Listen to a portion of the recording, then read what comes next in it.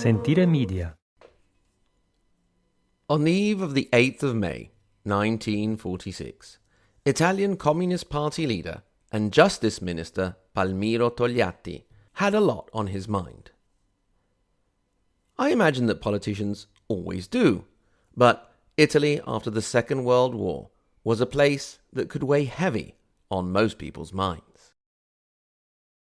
The country was just one accident during a strike, one ex-fascist meeting a sticky end, or one arrest away from escalating into a potential civil war. The weapons the anti-fascist resistance fighters had used during the last months of the war hadn't just disappeared. They were hidden away, buried, in haylofts or up in the mountains, just waiting for a reason to be used.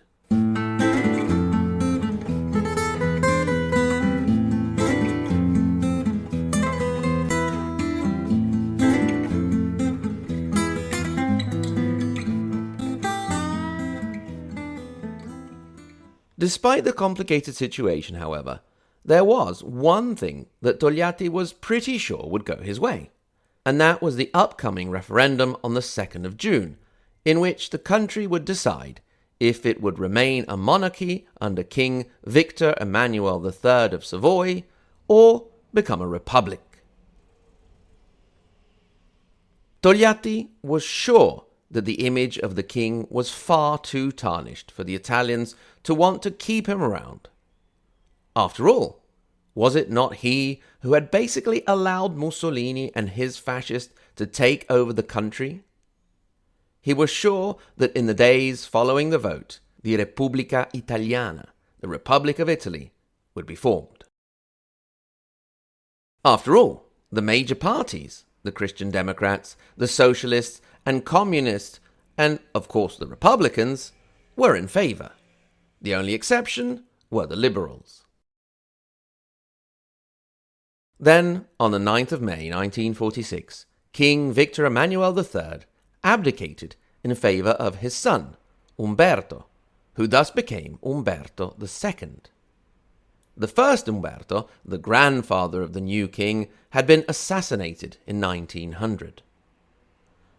Umberto II was no longer the king under whom the fascists had taken control and dragged the country into a devastating war alongside the Nazi regime. Instead, he was the king who had represented the country under the CLN, the Comitato di Liberazione Nazionale, the National Liberation Committee, which had been working with the advancing Allies. He had, in truth, already ruled over Italy with the title of Luogotenente Generale del Regno d'Italia, General Lieutenant of the Kingdom of Italy, ever since Rome had been liberated on the 5th of June 1944. Plus, he was a more modern-looking, Hollywood-style king, tall and slim, with a beautiful young wife, Marie-José of Belgium. The kind of royal family a country wouldn't mind being represented by. Palmiro Togliatti was furious and released an uncharacteristically aggressive statement. L'ultima fellonia di una casa regnante di fedifraghi, che dimostra ad ogni passo di mancare a quella buona fede costituzionale che è essenziale per chi deve regnare, non con una legge assoluta, ma con una Costituzione che risponda alla volontà sovrana del popolo. It is the last act of treachery of a ruling house of oath-breakers that demonstrates, with every step they take, that they lack the good constitutional faith that is essential for those who must reign, not with absolute law, but under a constitution that answers to the sovereign will of the people. The game was afoot. Although the feeling, including that of the new king, was that the country would still opt for the Republic, the monarchists now felt they had more of a sporting chance. Now, King Umberto II was not technically allowed to intervene in politics and was to stay neutral. But that didn't mean he had to stay closed up in the Quirinale, his residence in Rome. He was not to campaign actively in favour of the monarchy for the referendum, but when you are the monarchy, all you really have to do is walk around and, hey presto, you're a walking, talking election poster.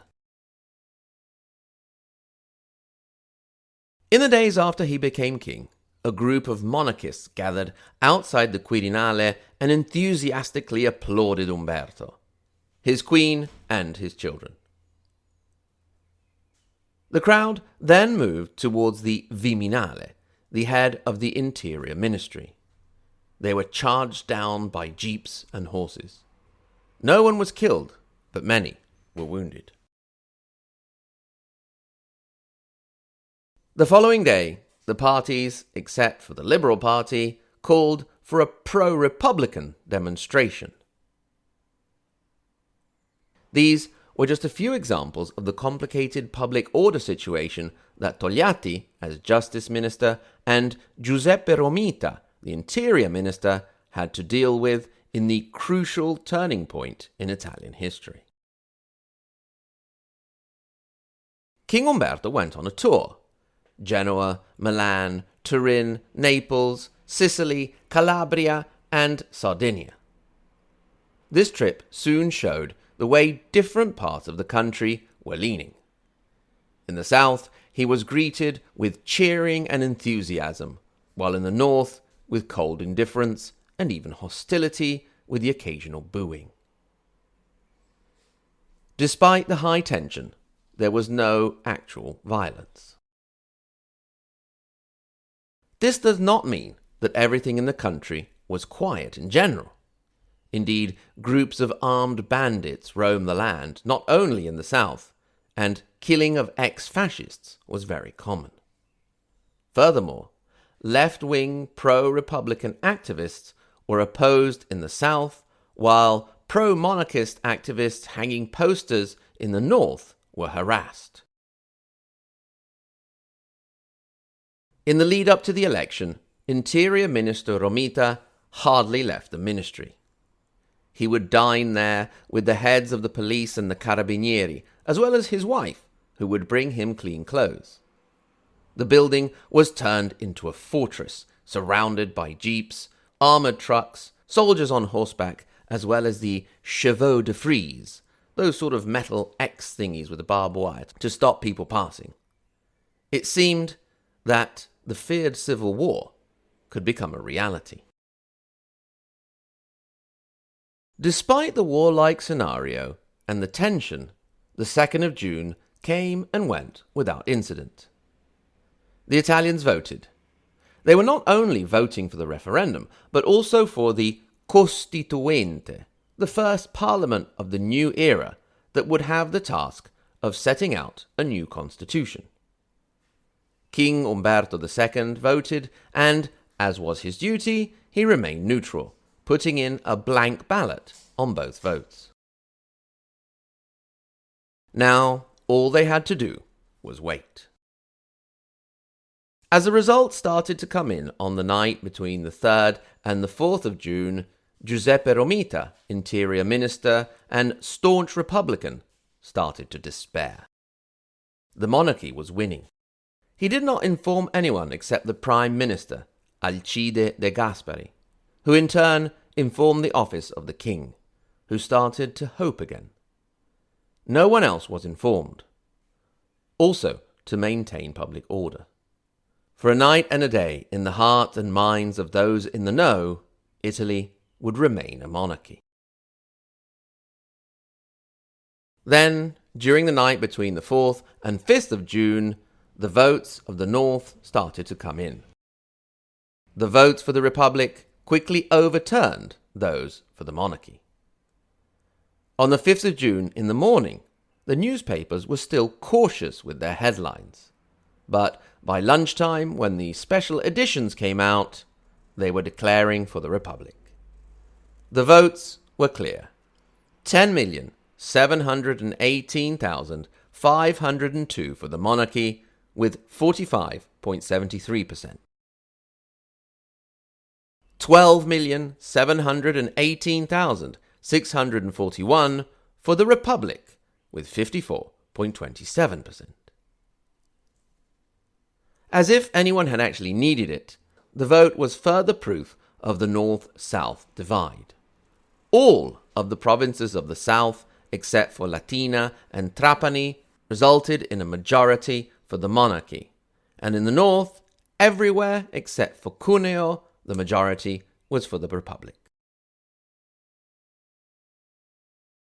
The situation of the Prime Minister's party, the Christian Democrats, was interesting. The party was officially for the republic.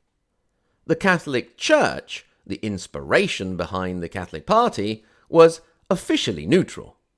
However, with a series of local priests working on people's opinions, of the around 8 million Christian Democrat voters, 6 million ended up voting for the monarchy. A taste of the political subterfuge which was to characterize all of Republican history. The announcement by the government on the 5th of June was not the official announcement. Indeed, the final word on the matter was up to the Corte di Cassazione, the Supreme Court, who would give the official announcement on the 10th of June. In any case, on the 6th of June, while the world celebrated the anniversary of the D-Day landings, Umberto II sent his family away to Naples to board a ship to then go to exile in Portugal. The now almost ex-queen refused to leave, and a secretary was sent to see her off, with permission to use force if necessary. At this point, it was just a question of waiting for the 10th of June, when the Supreme Court would meet and make the results official. Easy, right? Everyone just sit back, chillax, and enjoy the victory, or accept the defeat. It was just a question of formalities now, right? Wrong. A day later, a group of legal experts pointed out that the referendum had been set up with conflicting rules. It was not clear if the winning side simply had to get one more vote than the losing side, or if there also had to be a quorum of 50% plus one of the total registered voters, and not enough people had voted to reach said quorum. There were two problems here. First, the Interior Minister Romita hadn't said anything about the blank or null votes that would make up the total. And, to make matters worse, it seemed they had already been destroyed. The monarchists and the king himself held on to this with a determination like my daughter used to have when I would have to drag her away from something to have a shower. Tensions began to rise again. When the 10th finally came, the head judge, Giuseppe Pagano, after announcing the results, went on to declare that the court would meet again to discuss appeals that had since arisen. This was a further hope for the king and his camp to hold on to, and hold on they did for dear life. On the 11th of June, tensions began to rise even further, and the government began to fear that the king would declare it disbanded and nominate a new government, something he had the power to do under the existing pre-republican rules. On the 12th, skirmishes in Naples between monarchists and the police left 2 officers and 9 protesters dead. Prime Minister De Gasperi decided to act. He declared himself the new head of state, thus substituting the king and acting upon the results of the election as certified by the court on the 10th of June. The king now had 2 choices. He could either accept the fait accompli or oppose the government and risk civil war. King Umberto II chose the former. He said goodbye to his staff and made his way to Ciampino Airport and took a plane to join his family in exile in Portugal. The Italian tricolour flag, with the symbol of the royal family that flew over the Quirinale, the last in the nation to be exposed on a public building, was taken down after the king left. The House of Savoy, over 1,000 years old and one of the oldest in Europe, would not be allowed back to Italy until the 10th of November 2010. Italy no longer had a king. The Republic was born, and the Republic had a president. In the 2 years that followed, the Costituente, the parliament that had come from the election of the 2nd of June 1946, worked to give itself a constitution that is still seen as a great document today, a model for other constitutions. In the 75 years since Italy decided it would be a republic, it has had its ups and downs. The economic boom of the 50s helped to make it one of the top industrialized countries in the world, and it was a founding member of the European Union. It has reached levels of excellence in many sectors such as fashion and food, making the Made in Italy brand one of great prestige. It has continued to make great contributions also on a cultural level in film, music, and literature. However, there are many, many dark pages of the Italian Republican history, and still very many, very deeply rooted, serious issues we are forced to deal with to this day. In short, we are still hard at work trying to make the promises held in our Constitution a reality. Or at least some Italians are.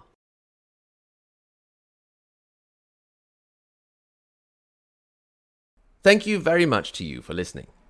We record this on the 2nd of June 2021, 75 years after the initial referendum that created the Italian Republic. This episode is a repeat of one from 2018. As always, you can get in touch. hello@ahistoryofitaly.com.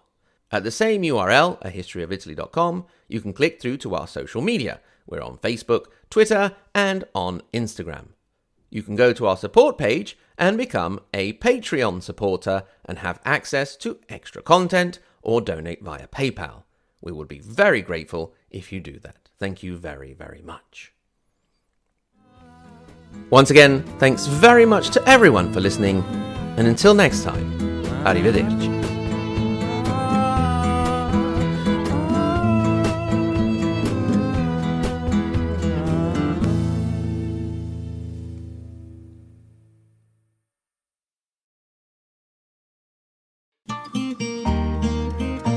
Sentire Media. Hey, podcast producers and show hosts. Do you want to join a podcast network that celebrates all things Italian? At Sentire Media, we understand the allure of Italy and its unique culture. Our devoted team of hosts and producers are all driven by their shared passion for Italy. And we work tirelessly to create the best lifestyle podcasts and content that will whisk you away to the very heart of Italy. With us, you can savor the mouth-watering flavors, get lost in the stories from the past, break down the cultural barriers, and truly immerse yourself in the vibrant traditions of this intoxicating country. If you have a great podcast idea or are already in production and would like to join Sentire Media, head over to sentiremedia.com, that's SENTIRE media.com, and find out how to submit your show.